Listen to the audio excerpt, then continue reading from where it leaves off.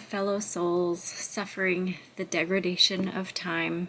I just wanted to make a small video here explaining how you are writing your own destiny, giving you examples from my life about how I, for instance, have updated my astrological chart with some guidance from my higher self. Yeah.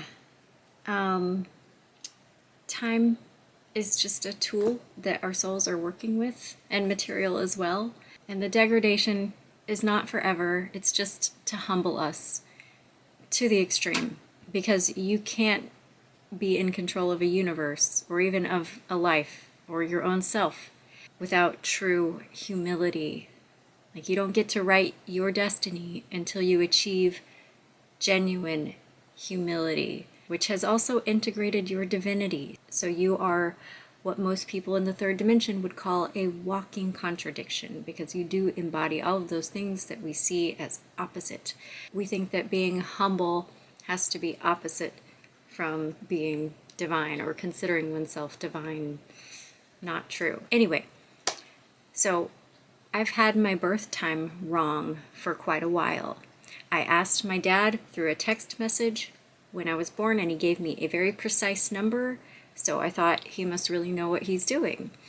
But recently I visited him, and I asked him just how sure he was about this birth time, and his response was basically, A couple months ago I did encounter a handwritten card with a different birth time on it, 7/13, which is about an hour off from the number my dad gave me. So after I asked my dad about this in the kitchen, I go for a walk. And as I'm walking on this trail, the only thing in my visual field is a road sign with the highways. And I realized that the highways are 7/13. And in the following days, I see several license plates that say 7/13. Like, I'm not really bugging out about this, and I didn't think I wanted to change my birth time. I thought I had just settled on being an Aries rising. The other birth time gave me this really cool chart with a perfect hourglass on it, and I've just discovered hourglass selenite. So, like, I've got a thing with the hourglasses, and I didn't want to give that up, but the synchronicities kept showing up. And even the day that I made a short about Mercury retrograde and I put the word attention, ATTN, like, that's not something I normally do. After I made it, I had to go drive somewhere, and I saw a license plate that said ATN 7/13. And then later that day, I came and threw away all my old birth charts and reprinted ones with my new destiny. But here's the thing. I don't think that either chart is correct, and I don't think that I was wrong even to view my other chart as accurate. I believe that it was accurate up until now. My Venus in Scorpio placement moved from the 8th house to the 7th house. And this is a big deal, because up until this point in my life, love has been nothing but an underworld journey for me. And the 8th house is the house of, like, transformation, we will call it. As if Venus in Scorpio wasn't bad enough, it also had to be in the house that corresponds with Scorpio. I'm fine with Venus in Scorpio. I've made a whole lot of peace with this energy that is Scorpio. And love has been a major transformer in my life. But I'm at the point now where I am simply transformed and adjusting to being whatever it is that I am now, which feels brand new.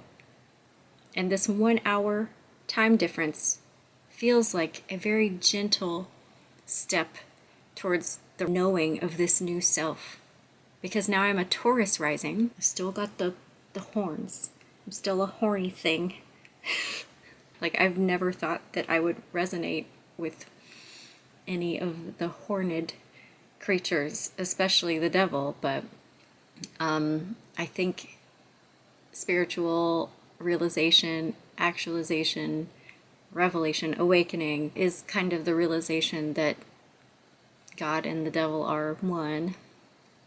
And yeah, making peace with all the energies. Anyway, yeah, and I am literally surrounded by so many Taurus women. My mother was a Taurus. My North Node is also in Taurus. The North Node is in Taurus right now. So just Taurus, Taurus, Taurus. It's everywhere for me. Anyway, enough about me. The story was just to give you an example of what it is like as a stupid human trying to interact with your higher self. This is how the messages are given, and they're only given when you're ready to receive them. And sometimes that feels like a long fucking time, and you don't know what the hell is happening. You suffer and cry and want to die, and things get real dark. And I've actually been in that space for quite a while. And sometimes, I mean, I have been wondering, like, just how long the dark night of the souls have to keep happening. Like, I am talking a lot about integrating the negative, and I don't even want to cross over into like embrace of the negative. Just integrate it, like understand that it is going to keep happening, even though my sincere wish is that eventually it does not keep happening. I made another short where I referred to stored electricity. May we not only exist in the feeling state of the future we want to create, but in the feeling state of having passed the storm, so that we have all of this stored excitement, electricity, energy. We need polarity in life. We need positive and negative. Like, I think it is some goal of the divine to somehow store enough of the negative that we can use that energy to spice up our eternal lives when we need it, but it's not something that is like thrust upon us and bewildering to us.